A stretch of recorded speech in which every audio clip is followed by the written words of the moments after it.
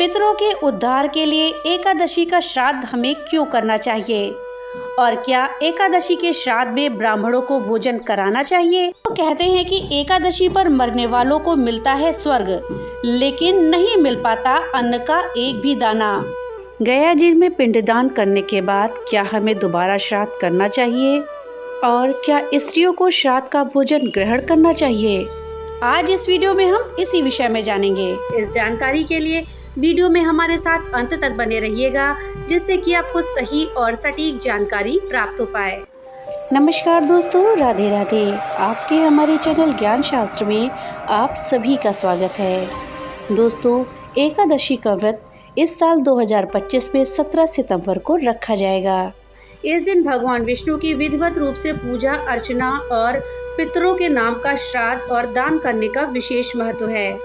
एकादशी के मौके पर आज हम आपको बताएंगे कि आखिर एकादशी के दिन स्वर्ग लोक पहुंचने वाली आत्मा को भूखा क्यों रहना पड़ता है, क्यों उसे वहां पे अन्न का एक दाना भी नहीं मिलता।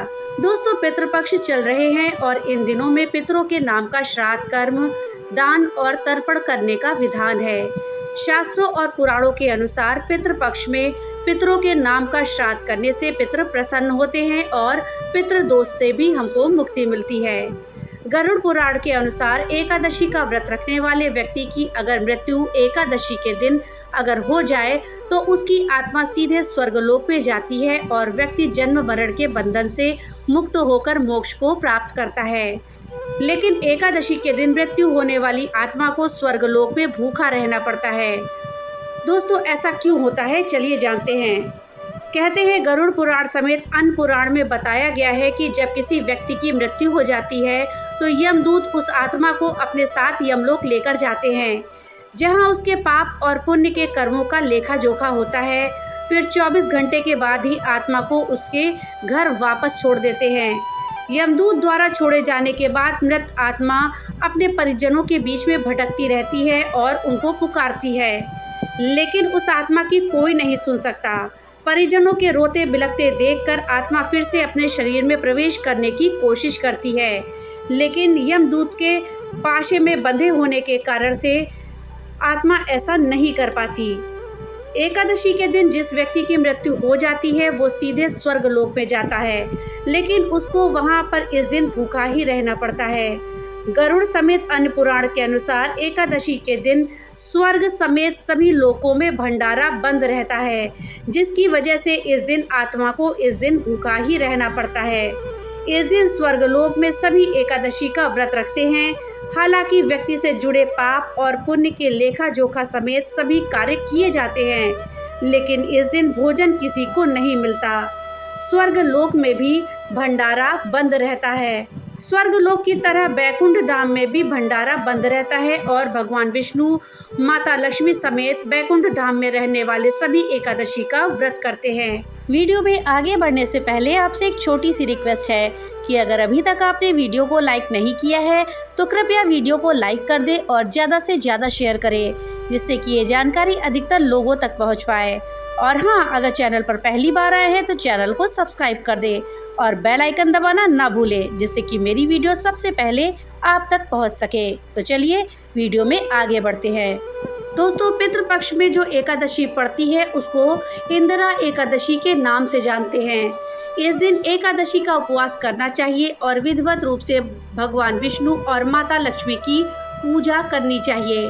साथ ही इस दिन पितरों के नाम का दान और श्राद्ध कर्म करने का विशेष महत्व है।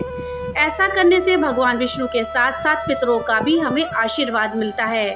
धार्मिक मान्यता है कि एकादशी का व्रत करने और पितरों की पूजा करने से 7 पीढ़ियों के पितर तृप्त हो जाते हैं और परिवार में सुख और समृद्धि के साथ साथ शांति बनी रहती है।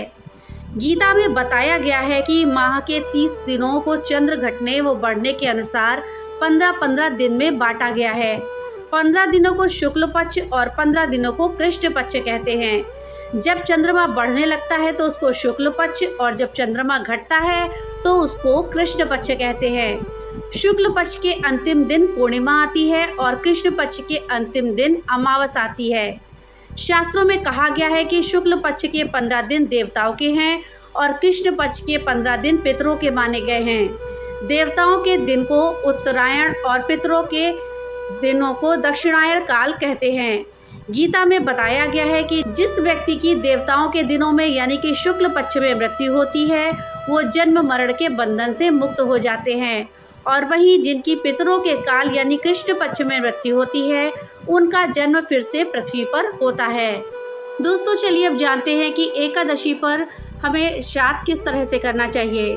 दोस्तों एकादशी का श्राद्ध करने से पितरों को अधोगति से मुक्ति मिलती है और सद्गति मिलती है। मान्यता के अनुसार अगर आपके कोई पूर्वज जाने अनजाने में हुए अपने पाप कर्म के कारण यमलोक में अपने कर्मों का दंड भोग रहे हैं तो इस एकादशी पर विधि पूर्वक व्रत करके इस व्रत के पुण्य को पूर्वजों के नाम पर दान किया जाए तो उन्हें इस दंड से छुटकारा मिल जाता है और उन्हें स्वर्ग की प्राप्ति होती है।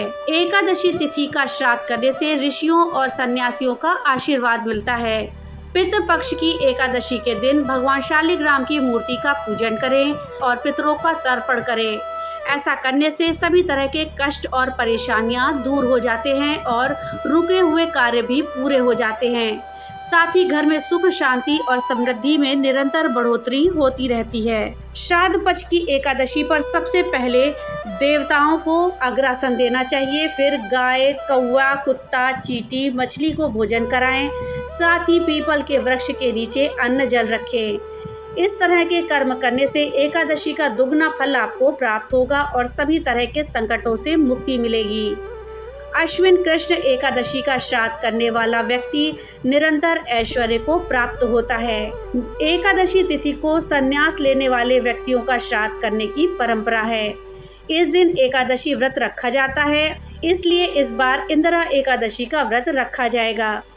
एकादशी तिथि के दिन श्राद्ध का दान किया गया है तो ये बहुत ही सर्वश्रेष्ठ दान कहलाता है। इस दिन व्रत रख करके श्राद्ध कर्म करने से पितरों के देवता अयरमा और भगवान विष्णु प्रसन्न होते हैं। इस एकादशी का व्रत रखने और श्राद्ध करने से कर्ज से मुक्ति मिलती है। एकादशी का श्राद्ध करने वालों को समस्त वेदों का ज्ञान प्राप्त हो जाता है। एकादशी तिथि के दिन श्राद्ध का दान अगर किया गया है तो ये दान सर्वश्रेष्ठ दान कहलाता है। एकादशी के दिन अगर श्राद्ध किया जाए तो जीवन के संपूर्ण पाप कर्मों का विनाश हो जाता है और इस दिन पूजा करके आप जाने अनजाने में हुए पाप कर्मों से छुटकारा भी पा सकते हैं। तो दोस्तों हमें एकादशी के दिन श्राद्ध अवश्य करना चाहिए। इस दिन श्राद्ध करने से हमारे पितृ तृप्त होते हैं और हमें दुगना आशीर्वाद प्राप्त होता है। दोस्तों ये तो हुई जानकारी एकादशी के दिन श्राद्ध की पूजा के विषय में। अब आइए जानते हैं कि एकादशी के दिन हमें श्राद्ध पंडितों को खिलाना चाहिए या नहीं। दोस्तों शास्त्र की आज्ञा ये है कि एकादशी के दिन श्राद्ध नहीं करना चाहिए। पुष्कर खंड में भगवान शंकर ने पार्वती जी को स्पष्ट रूप से कहा है कि जो एकादशी के दिन श्राद्ध करते हैं तो श्राद्ध को खाने वाला और श्राद्ध को खिलाने वाला और जिसके निमित्त वो श्राद्ध हो रहा है वो पितर तीनों ही नरक के गामी होते हैं। उसके लिए ठीक तो यही होगा कि उस दिन के निमित्त द्वादशी को श्राद्ध किया जाए। दोस्तों हमारे महापुरुषों का कहना है कि अगर द्वादशी को श्राद्ध नहीं करें और एकादशी को ही करना चाहें तो पितरों का पूजन करके निर्धन ब्राह्मणों को केवल फलाहार ही देना चाहिए, ना कि अनाज खिलाना चाहिए। भले ही वो ब्राह्मण एकादशी करता हो या ना करता हो, लेकिन हमें उस दिन उसको फलाहार ही करवाना चाहिए। तो दोस्तों इसका तात्पर्य ये हुआ कि अगर एकादशी तिथि के दिन श्राद्ध पड़ रहा है तो आप उस तिथि को पिंडदान, तर्पण इत्यादि सभी कार्य करिए, दान करिए, लेकिन ब्राह्मणों को भोजन उस दिन नहीं कराइए, बल्कि आप भोजन द्वादशी तिथि को कराइए। एकादशी तिथि के दिन पूजन करिए और द्वादशी तिथि के दिन आप ब्राह्मण भोज कराएं। ऐसा करने से आपका श्राद्ध सफल होगा। दोस्तों ये भी मान्यता है कि श्राद्ध में कभी भी स्त्री को श्राद्ध नहीं खिलाया जाता है। आजकल एक प्रचलन है कि अगर पिताजी का श्राद्ध है तो पंडित जी को खिलाया जाता है और अगर माता जी का श्राद्ध है तो ब्राह्मणी को भोजन खिलाया जाता है, लेकिन ये शास्त्र के विरुद्ध है। स्त्री को श्राद्ध का भोजन करने की आज्ञा नहीं है क्योंकि वो जनेऊ धारण नहीं कर सकती, वो संकल्प नहीं करा सकती, तो ब्राह्मणों को ही श्राद्ध का भोजन कराना चाहिए। ब्राह्मण के साथ ब्राह्मणी आ जाए उनकी पत्नी आ जाए, साथ में बच्चे आ जाए तो कोई बात नहीं, वो साथ में भोजन कर सकते हैं, लेकिन अकेली ब्राह्मणी को भोजन कराना शास्त्रों के विरुद्ध है। पितृ पूजन में पितरों को कभी भी सीधे थाली नहीं दी जाती है। वैष्णवों में पहले भोजन बना करके ठाकुर जी को भोग लगाना चाहिए और फिर बाद में वो प्रसाद पितरों को देना चाहिए। भगवान का प्रसाद पितरों को देने से पितरों को संतुष्टि मिलती है, इसलिए पितरों को प्रसाद अर्पण करना चाहिए। पितृलोक का एक दिन मृत्यु लोक के 1 वर्ष के बराबर होता है। यहाँ 1 वर्ष बीतता है, पितृलोक में 1 दिन बीतता है। केवल श्राद्ध ही नहीं, अपने पितरों के निमित्त श्री गीता पाठ, श्री विष्णु सहस्त्रनाम, श्री महामंत्र का जप और नाम स्मरण अवश्य करना चाहिए।